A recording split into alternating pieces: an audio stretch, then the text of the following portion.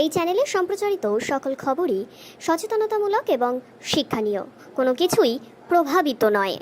আরজি করে মহিলা চিকিৎসক তার ধর্ষণ এবং খুনের প্রতিবাদে সাথে সাথে এ রাজ্যের সরকারি কর্মস্থলে যেভাবে থ্রেট কালচার চলে আসছে, সেই থ্রেট কালচার এবং গোটা শাসন ব্যবস্থা অর্থাৎ গোটা সিস্টেমের বিপরীতে গিয়ে আমরা বারবার দেখেছি যে সংগ্রামী যৌথ মঞ্চ কিন্তু সোচ্চার হয়েছেন।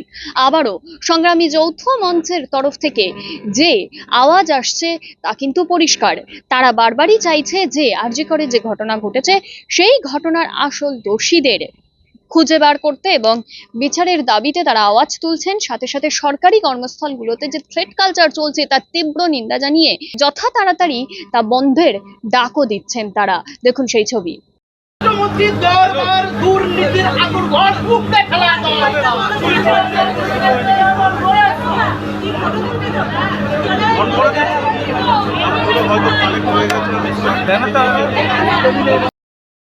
না, ব্যানারের সামনে থাকবে, ব্যানারটা দেখতে পাচ্ছি একবার।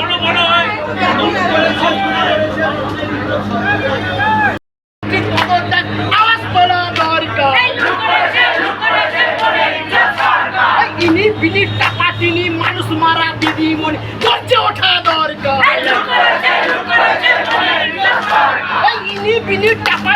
মানুষ মারা দিদি মনে চরম শাস্তি দরকার। দেখুন, যতক্ষণ আমাদের রাজ্যের মুখ্যমন্ত্রী মহিলা মুখ্যমন্ত্রী এরকম মহিলা মুখ্যমন্ত্রী থাকবে ততদিন আমাদের এই রাজ্যে বিচার সঠিক হবে না। কারণ আপনারা জানেন যে কামদুনের মামলায় দীর্ঘ 11 বছর হয়ে গেছে, এখনও কিন্তু বিচার পায়নি। এবং প্রত্যেকটা ধর্ষণের মামলাকে উনি যেভাবে তথ্য প্রমাণ লুট করার চেষ্টা করেন সেখানে বিচার কতটুকু পাবো আমরা জানি না। কারণ এই বিনীত গোয়েলের দিয়ে যেভাবে কামদুনের মামলা তথ্য প্রমাণ লুট করেছিল তার ভিত্তিতে কিন্তু দোষীরা আজকে বেকসুর খালাস হয়ে গেছে।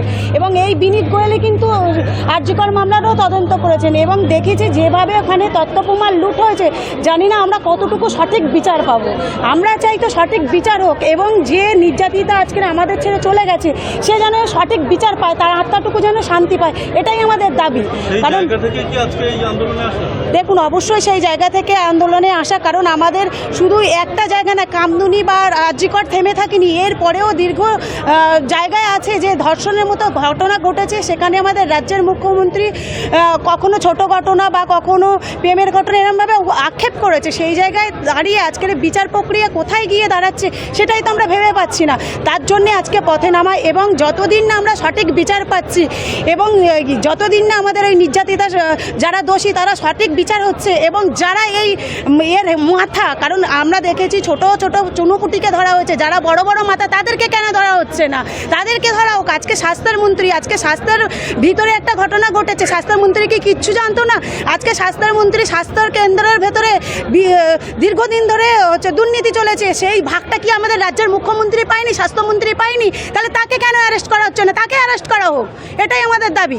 এই জায়গা থেকে আশঙ্কিত যে এই যে কামদুনির মামলা বললেন যে 11 বছর কেটে গিয়েছে, আজকের জুনিয়র ডাক্তাররাও বলছেন যে আন্দোলন প্রক্রিয়া বিলম্বিত হচ্ছে, কি বলবেন? আপনার কি আশঙ্কা রয়েছে? দেখুন, অবশ্যই আশঙ্কা রয়েছে, কারণ আমি শুধু দেখেছি 2013 থেকে 2024 পর্যন্ত যেভাবে ধর্ষণের ঘটনাকে তথ্য প্রমাণ লুট করার চেষ্টা হয়েছে এবং সেটা আমাদের রাজ্যের মুখ্যমন্ত্রী করিয়েছে রাজ্যের পুলিশ দ্বারায়। সেই ক্ষেত্রে রাজ্যের আমরা আরজি করের মামলায় কতটা বিচার পাবো সেটা জানি না, কিন্তু আমরা চাই সঠিক বিচার হোক। আরেকটা বিষয় যেটা হচ্ছে কি, ডাক্তাররা আবার কর্মবিরতির কথা বলছে, সাধারণ মানুষের যে তারা যে হাসপাতালে যাচ্ছে এই বিষয়টি দেখে সাধারণ মানুষ তো হয়রানি হচ্ছে। দেখুন, সাধারণ মানুষের যারা জুনিয়র ডাক্তার তারা যথেষ্ট পরিমাণে কিন্তু সাধারণ মানুষের প্রতি খেয়াল রাখছেন এবং যথেষ্ট পরিমাণে তাদের চিকিৎসা দিচ্ছেন।